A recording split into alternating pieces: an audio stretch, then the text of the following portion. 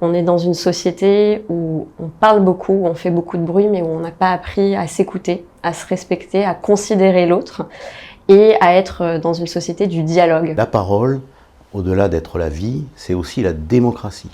Donc on est au cœur, au centre de l'essentiel, et comme dit René Char, l'essentiel est toujours menacé par l'insignifiant, et aujourd'hui, eh bien c'est l'essentiel qui rayonne ici. On voit bien que c'est à travers la parole qu'on peut arriver à faire du lien. Et c'est tout l'enjeu de ce lien, de le questionner, comment il se détruit, comment il se crée, comment il s'entretient, comment il s'accompagne, comment il se développe, comment il s'endurcit, comment il se soutient. Les jeunes générations, on voit de plus en plus que leur champ lexical se réduit, que le langage phatique a pris une place extrêmement importante, c'est-à-dire une parole non pas pour dire et partager, mais une parole pour tout simplement signifier que la parole est prise. Donc c'est plutôt une parole de réquisition. Il n'y a de libre exercice de la parole que s'il y a une maîtrise de la langue. C'est dire aussi que la langue, qui est le premier vecteur ce qui est le premier lien social, peut être aussi la première des exclusions. Quand on ne sait pas bien s'exprimer, on est vulnérable. Et quand on a la capacité à s'exprimer, à exprimer ses opinions, ses émotions, à argumenter, on détient un pouvoir. Je pense qu'effectivement, il est urgent de remettre du vocabulaire et de permettre d'exprimer ses émotions pour construire ensemble.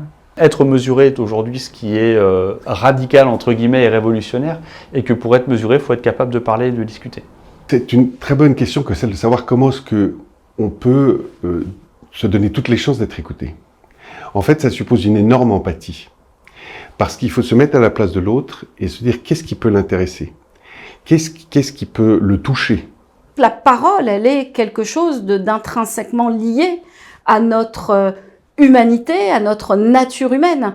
Et c'est vrai que si cette parole, elle n'a pas un espace d'existence, bien on le voit, elle devient une parole traumatisée, elle devient une parole violente, elle devient une parole brutale. Depuis que je suis petite, je me demande, mais comment on se parle? On a oublié qu'on pouvait être ça et ça en même temps, et qu'on pouvait partager tout ça, et qu'on pouvait essayer de comprendre l'autre en l'écoutant.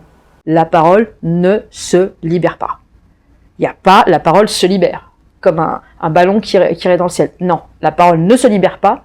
La parole, elle doit être entendue, elle doit être écoutée et elle doit être ensuite accompagnée. Je crois que l'enjeu le plus important aujourd'hui de la parole reste l'attention. Dans l'attention, on prend ce qu'il y a du passé, on le fait au temps présent et on se projette dans l'avenir. Et donc c'est ça l'enjeu de l'attention, c'est d'être dans une temporalité élargie qui permet d'avoir avec son interlocuteur un dialogue. L'enjeu le plus important, pour essayer de répondre quand même, c'est qu'il faut agrandir le temps de parole et l'espace de la parole. C'est retrouver un déploiement de la parole, en fait.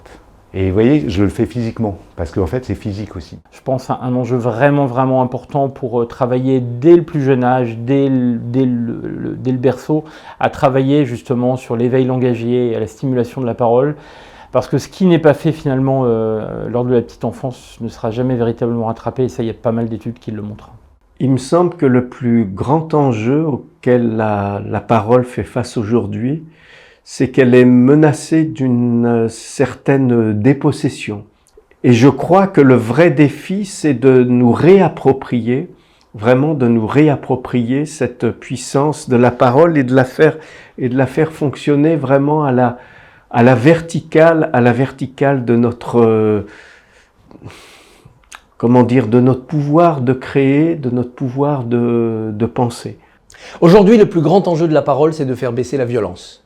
C'est de faire baisser l'intensité de tension qu'il y a dans nos sociétés. Cette tension ne vient pas de nulle part, il ne faut pas chercher des coupables. Nous sommes dans une époque qui a mis le monde en ébullition. La parole doit faire baisser la température.